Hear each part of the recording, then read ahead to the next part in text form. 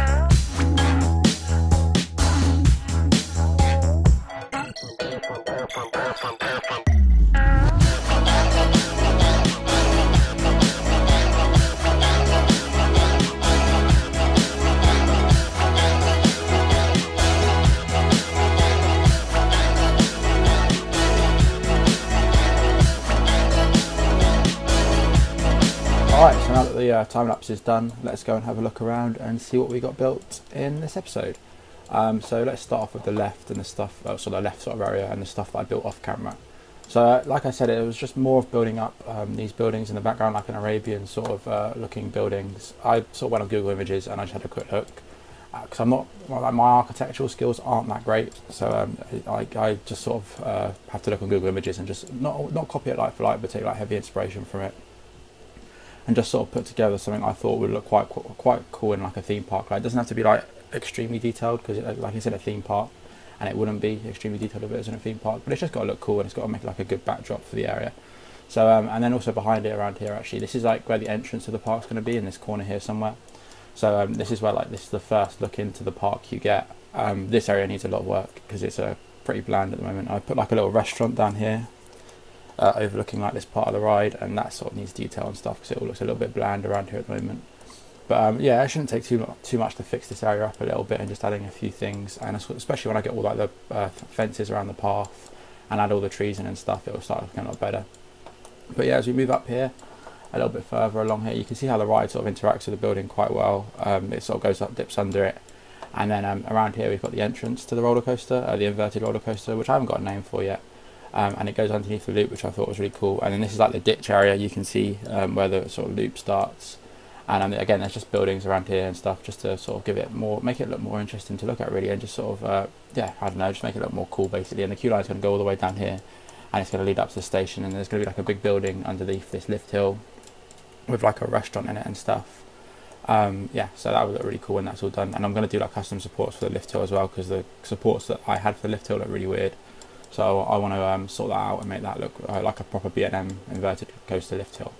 And then also here we did like I really like it on inverted coasters when you're like sort of put into like a ditch, and it makes you it seems like you're going a lot faster when you're in a ditch. So I wanted to do something like that with this roller coaster, which I've done at the back here, which I thought again just sort of adds to the experience of the ride, makes you feel like you're going faster than you actually are when you're in these sort of ditches, and it's quite good for like leg choppers and stuff as well. And that's about it for this episode really. Like I said, I got a lot of work done off screen, and then I also tried to do a lot of work on screen for you guys, just so you could have like a time lapse to watch and stuff. And I think the coasters are looking really cool, especially from like a guest perspective. If I can get into a guest perspective like that, I think that's a really cool view of the coaster. And yeah, so I hope you guys enjoyed this episode. It was a lot of fun to do, and I'll be back very, very soon with another episode.